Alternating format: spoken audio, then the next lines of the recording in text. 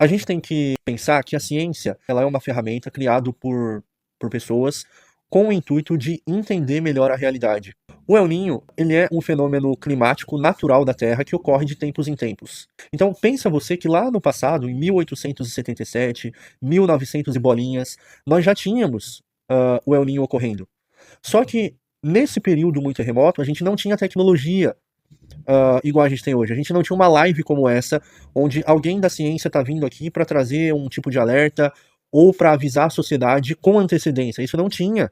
Então, quando isso ocorria no passado, isso causava desastres sem precedentes. Milhares de pessoas morriam porque não tinha isso. Então, por pior que seja, pessoas, hoje em dia nós podemos prever esse tipo de fenômeno por meio de modelagem. Então, eu tenho condições, tá, de fazer um levantamento de dados, ver quais são as projeções e fazer uma live como essa para alertar as pessoas de antemão. Olha que maravilhoso isso.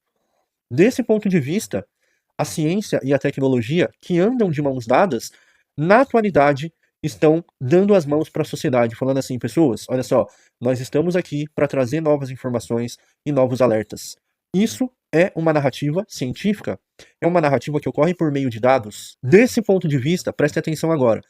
O que nós chamamos de negacionismo climático é tudo isso que está contra o que eu acabei de dizer. Nesse exato momento tem pessoas pegando os seus celulares e abrindo lives e fazendo vídeos falando que o El Niño é mentira, falando que o aquecimento global não acontece. Ou seja, isso é chamado de negacionismo climático, tá? Geralmente são pessoas que não são da área, são pessoas que não são cientistas, que não são pesquisadores, são mau caráter e elas estão propagando fake news na internet. Isso nós da ciência chamamos de negacionismo climático. Então entendam que daqui para frente vai ser muito comum vocês verem esse tipo de narrativa de pessoas falando: ah, não, isso aí é tudo mentira, isso aí é balela, isso aí é bobeira. Aquecimento global, não, não, isso é mentira. O degelo, o, o, as geleiras estão derretendo, não, isso aí é mentira. Pois é, essas pessoas, elas prestam um desserviço à sociedade. Então, lives como essa, como a minha, é justamente para vir aqui e tentar desmontar essa tentativa dos negacionistas do clima. Eu coloco a minha cara aqui justamente para lutar contra a desinformação. Porque se a gente considerar que a informação é a única forma de salvar vidas, isso significa que a desinformação, pela lógica, ela tira vidas. Porque ela propaga para a sociedade mentiras que pode custar um preço muito alto. Isso é o que tem relação com o negacionismo climático, tá, pessoas? Que eu precisei trazer aqui hoje para que a gente possa, juntos, lutar contra a desinformação na internet. Mas, vamos lá, trazer informações sobre o degelo, tá? O permafrost, para quem não conhece, para quem não sabe o que é isso, é um tipo de camada de solo do planeta Terra, tá? Como o nome já diz, perma, permanente, frost, gelo, que é isso que está escrito aqui no meu boné, permafrost, tá? Essa camada de gelo permanente, ou que deveria ser permanente, ela vem sofrendo o que nós chamamos de degelo, tá? Desde a era industrial, onde o número de gases do efeito estufa vem aumentando, e isso é mensurável, a gente consegue mensurar isso, essa camada de solo ela vem diminuindo, o gelo vem derretendo. O gelo, como ele é branco, ele reflete parte da radiação de volta para o espaço. Então, quando o derretimento das geleiras ocorre, a parte de gelo que é branca e que reflete parte da radiação para o espaço de volta, ela diminui. Em contrapartida, como vocês bem comentaram aí, o gelo que derrete aumenta o nível do mar global, tá? Além disso, nós temos também muitos artigos que mostram o quê? Lá no passado, nós tivemos muitas doenças letais, tá? Por vírus e bactérias que estão presas no permafrost, no gelo. Conforme esse gelo derrete, essas doenças do passado, esses vírus que estão presos no gelo, eles começam a voltar a circular nas águas, que agora estão derretidas e se espalhando para o mundo, tá? Então, um dos riscos do derretimento do gelo, além dele parar de refletir a luz do sol de volta para o espaço, ele pode trazer à tona novamente alguns vírus e bactérias que já tinham sido erradicados no passado, tá? Então, isso é uma das implicações. Além de que os oceanos, para quem não sabe, é de fato o que nós chamamos de pulmão da Terra. Vocês provavelmente já ouviram falar que é a floresta amazônica e tudo mais. Não é. A floresta amazônica é totalmente relevante para o planeta Terra, mas não é o pulmão do mundo. O pulmão do mundo são os oceanos, tá? A maior produção de oxigênio vem de lá, vem dos oceanos, tá certo? Então, qualquer impacto climático que movimente uh, algo no oceano, isso pode trazer implicações aqui fora. Tanto que o El Niño, ele é um fenômeno climático relacionado com o aumento de temperatura anormal do Pacífico na região equatorial. Isso tem implicações com a atmosfera aqui fora. Veja só. Então, enquanto o Pacífico aumenta de forma anormal, isso é o El Niño, tudo isso dependerá de como a atmosfera responde ao aumento de temperatura do Pacífico na região equatorial. E como eu já disse, tem o aumento dos níveis do mar, isso mexe também em toda a cadeia trófica de alguns animais desse ecossistema marinho e tudo mais, tá certo? Então o degelo ele é um problema em muitas coisas. Agora, quais são as evidências? Muita gente fala que não, isso é mentira, que a Terra aquece naturalmente com o passar das eras. Só que tem um porém. Para quem não sabe, na Antártica, tá, que é um continente que tem bastante gelo e tem também vulcões ativos, lá nós chamamos de laboratório natural. O que acontece? Nesse exato momento na Antártica, tem um grupo de pesquisadores que eles estudam com cubos de gelo. O que eles fazem? É tubo, na verdade, com T de tatu. Eles pegam esses tubos que penetram no solo de gelo a quilômetros abaixo da superfície e depois eles removem esse tubo de gelo. O que isso significa? Eles analisam as camadas mais profundas do gelo, eles vão lá na época que está relacionada com o nascimento da era industrial da Terra e eles conseguem ver o nível de gases do efeito estufa na atmosfera daquele período remoto. Tá? Então, o aquecimento global ele é observável. A gente consegue mensurar a quantidade de moléculas de gases do efeito estufa presentes na atmosfera num período remoto da Terra. Olha que interessante isso. E aí vem pessoas que negam o clima e falam, não, isso aí é tudo mentira. Gente, isso é corroborado com evidências, tá? Isso é constatável na natureza. A gente constata, tá? Então, quando a ciência ela vem e fala que o aquecimento global ele é um fato, isso acontece porque na ciência nós temos um tipo de pesquisa chamado de pesquisa descritiva. O que isso significa? São pesquisas que servem para descrever um certo recorte da realidade. Se essa pesquisa ela descreve a realidade, não adianta sei lá, o Miguel de Hortolândia vir aqui e falar: "Ah, não, eu não acredito". Dane-se o Miguel. O Miguel não sabe o que está falando. É simples. Certo? Uma vez que é constatável, uma vez que a gente constata isso na natureza, não importa a opinião de qualquer um que fale o contrário, tá? Justamente porque a gente pode constatar por meio de dados e observação, tá certo? Toda vez que vocês estiverem vendo um meteorologista, um cientista do clima na rede social, algum pesquisador, seja da área da biologia, seja da área da geofísica, trazendo informações sobre o El Niño, sobre o clima, não ignorem. Na rede social, não ignorem. O que vocês vão fazer? Vocês vão no comentário, vocês vão marcar o prefeito da sua cidade, vocês vão marcar o governo do estado, você vai marcar aquele seu amigo que é vereador, ou aquele seu amigo que trabalha na prefeitura, e vai cobrar. A gente tem que pressionar o governo para que eles ajam de antemão. Toda essa live, toda essa comunicação, ela não faz sentido se a gente não agir em conjunto. Nós precisamos agir em conjunto. Então, não ignorem o cientista. Todo filme de catástrofe começa com o cientista e o pesquisador sendo ignorado. Lembrem disso.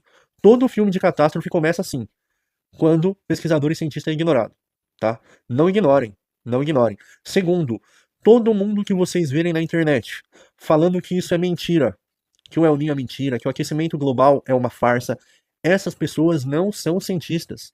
Essas pessoas não sabem o que elas estão falando. Ignorem. Essas pessoas fazem parte do tema da live de hoje. Nós chamamos isso de negacionismo climático.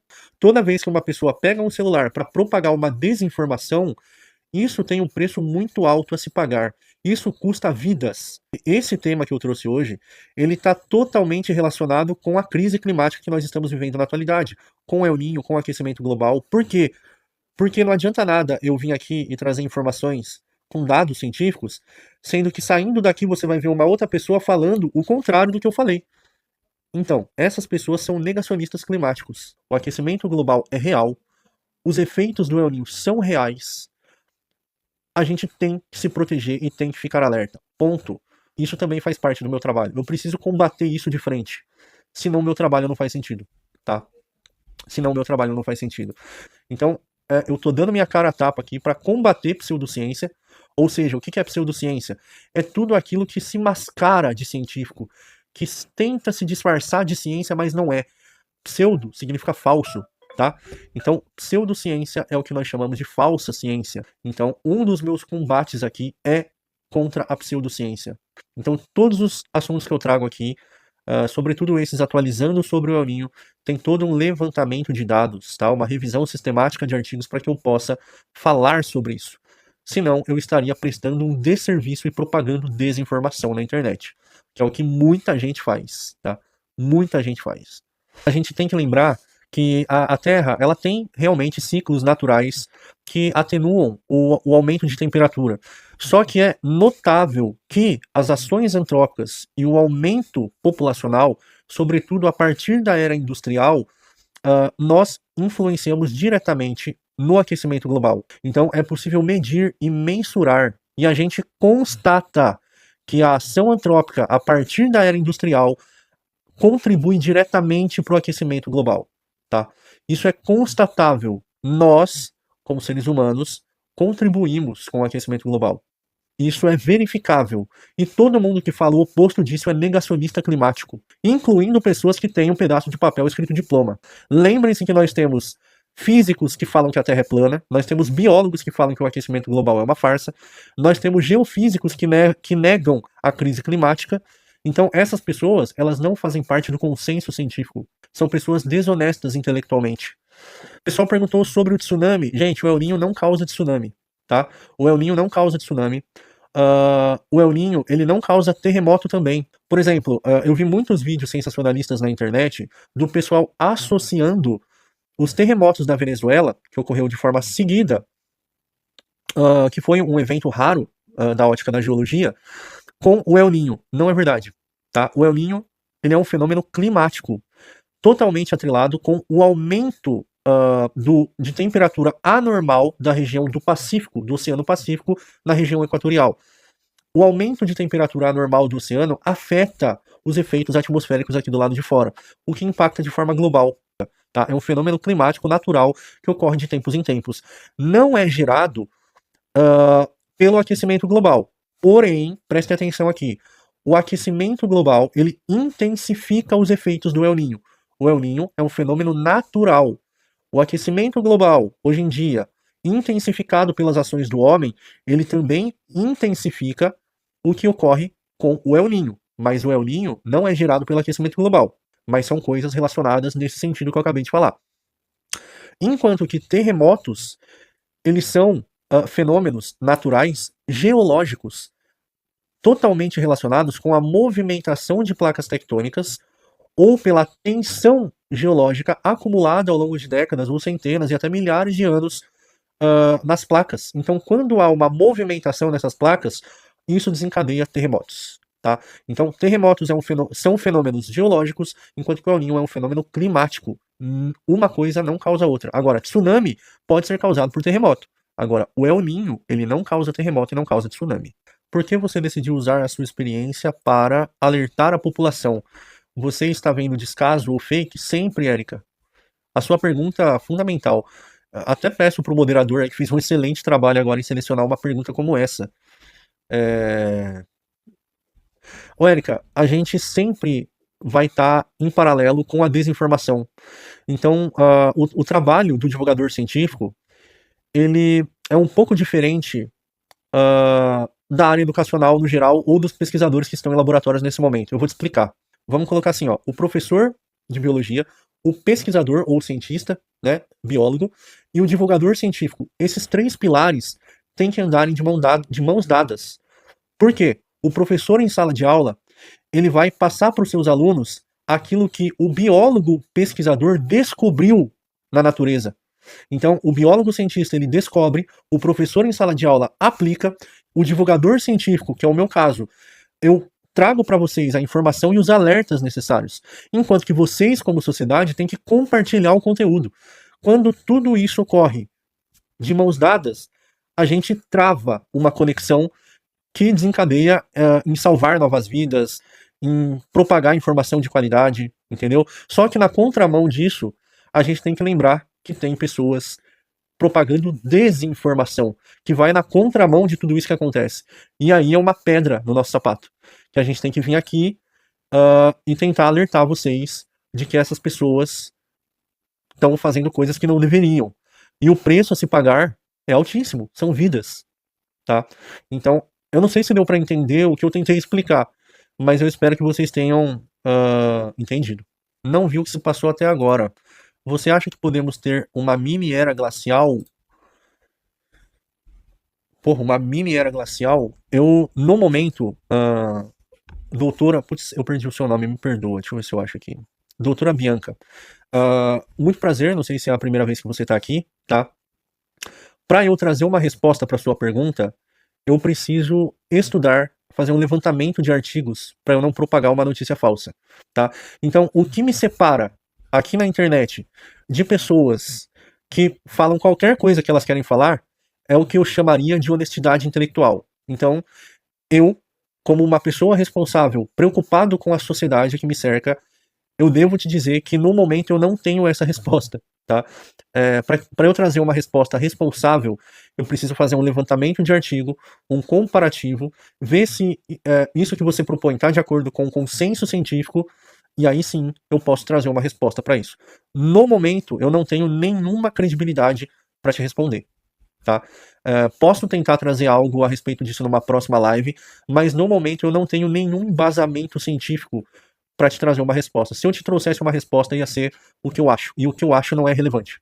É indiferente. O que as pessoas têm que entender é justamente isso, né?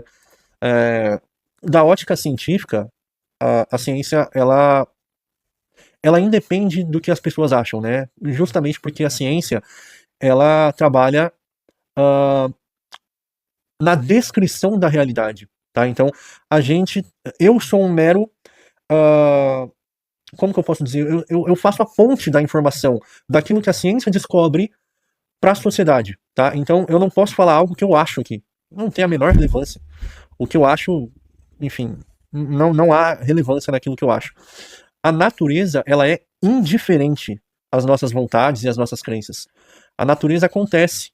E o meu papel é só trazer os dados. É só isso. E no momento eu não tenho dados. Eu peço desculpa. Diga para mim o que está acontecendo com as geleiras do norte em relação às geleiras do sul. Eu consigo te dar uma resposta ampla, tá?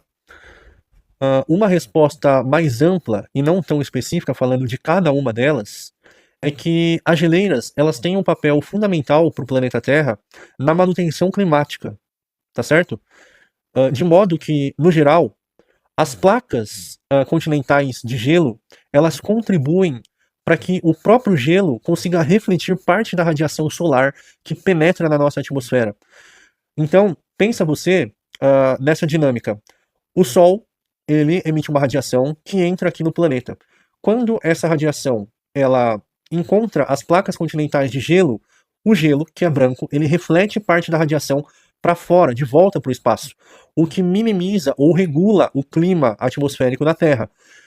No entanto, os gases do efeito estufa, eles causam uma espécie de película densa na nossa atmosfera que impedem que parte dessa radiação saia do planeta. Daí o nome efeito estufa. Ou seja, essa nova película gerada por gases do efeito estufa, elas mantêm o calor preso aqui dentro. Se o calor aumenta, porque ele não é disperso para o espaço, o nível das geleiras diminui, porque elas derretem, aumentando o nível dos mares, trazendo doenças que já foram erradicadas, como vírus e bactérias, tá? E deixando elas menos eficientes para refletir parte da radiação solar para fora da Terra. Então, basicamente, isso é o efeito estufa, tá, pessoas? Então, as geleiras têm essa função, tá? Como se fosse um espelho, exatamente o que você comentou aí.